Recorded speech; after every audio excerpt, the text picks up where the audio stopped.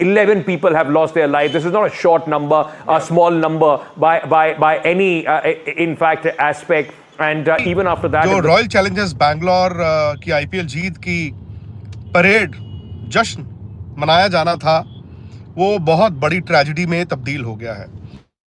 तो कंफर्म्ड जो डेथ्स हैं, कंफर्म्ड 7 लोगों की डेथ, यानी कि चिन्नास्वामी भगदड़ मामले में 11 मौतों के बाद आरसीबी पर भी दर्ज हो गई है एफआईआर। पूरी टीम में एक ही वक्त एक ही जगह लेकिन 2 अलग अलग दुनिया की तस्वीरें किसी भी मुल्क को शर्मसार करने के लिए काफी है। बेंगलोर के चिन्नास्वामी स्टेडियम की दीवार के इस पार एक तरफ सांसें टूट रही थी, चीखें गूंज रही थी, लोग कुचले जा रहे थे, जिंदगियां बिखर रही थी, लेकिन दीवार के उस पार जीत का जश्न मनाया जा रहा था।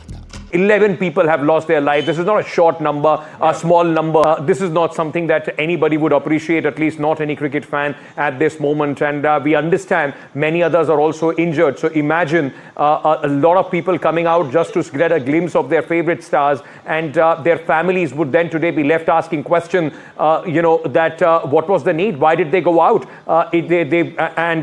After 11 people have lost their life, including a woman and a child, as we are speaking at this moment, no amount of explanation, no amount of excuses would work about जो रॉयल चैलेंजर्स बैंगलोर की IPL जीत की parade जश्न मनाया जाना था, वो बहुत बड़ी ट्रेजेडी में तब्दील हो गया है।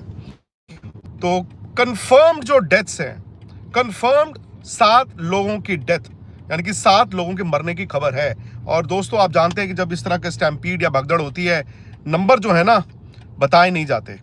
अब सवाल यह है कि अगर एक भी जान गई हो तो जिम्मेदारी किसकी? बड़े और जिस तरह उन्होंने खुशी मनाई और सारी टीम ने और आरसीबी फैंस ने दुनिया भर में, उस वक्त भी लग रहा था कि यार ये ना रिस्की होगा। फिर ये खबर आई सुबह सुबह कि विक्ट्री परेड भी होगी। मतलब एक तो था कि चिन्नास्वामी स्टेडियम में चलो आप जीत का जश्न मनाएंगे, क्राउड जो अंदर आ सकता है वो आ जाए, लेकिन जब ये मैंने भी सुना कि ओपन बस परेड होगी जीत का जश्न मनाने के लिए बैंगलोर में, तो मेरे भी ना उस वक्त कान खड़े हो गए। पुलिस ने मना कर दिया था, बैंगलोर पुलिस ने मना कर दिया था कि हम ये जो ओपन बस परेड है वो नहीं करा सकते, हम इतनी सुरक्षा नहीं दे सकते। आपने तस्वीरें देखी हैं, ये थी, ये जिंदगी थी। और 4 दिन पहले कहां पर? पेरिस में, जब चैंपियंस लीग पीएसजी की टीम जीती थी, आपने देखा था ना जीत का जश्न, वहां पर भी एक बहुत बड़ी ट्रेजेडी, बहुत बड़ी त्रासदी में तब्दील हो गया था। वहां पे आप क्या बैन होने की नौबत आई है? क्या आरसीबी पर खतरा मंडराया है? खतरा ये बड़ा है। एफआईआर का मतलब क्या होता है? और स्टेडियम में सेलिब्रेशन के दौरान भगदड़ मच गई और 11 निर्दोष मासूम लोगों की जान चली गई।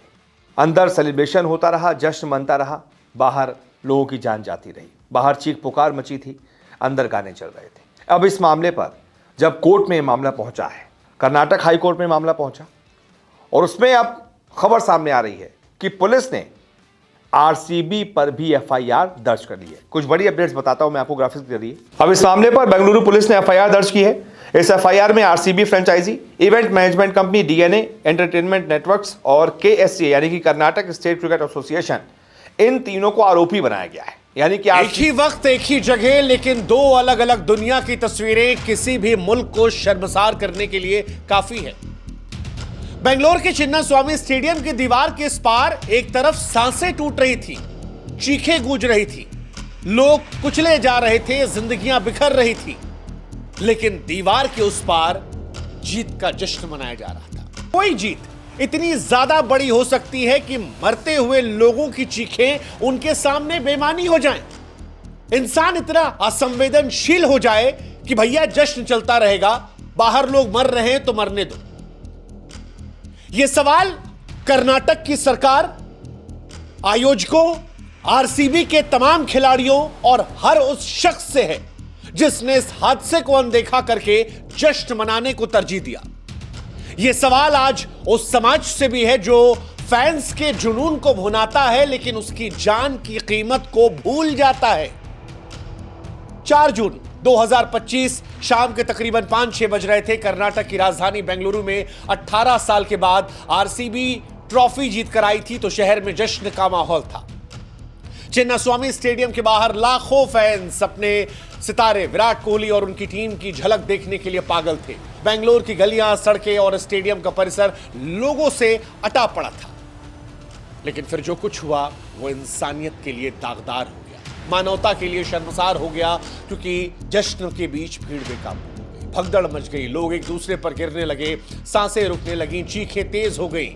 और फिर चिन्नास्वामी स्टेडियम की दीवार ने उस दिन दो दुनिया को बांट दिया, दो हिंदुस्तान को दिखा दिया। दीवार के एक तरफ मातम पसरा था, लोग तड़प रहे थे, सांसें टूट रही थी, जिंदगियां खत्म थी। लेकिन दूसरी तरफ जो कुछ था वो हैरान करने वाला था। वो सवाल पूछने वाला था कि अगर खिलाड़ियों के परिवार का कोई उस बाहर भीड़ में मर गया होता तो क्या ये खिलाड़ी, ये आयोजक, ये राजनेता ऐसे ही जश्न मनाते?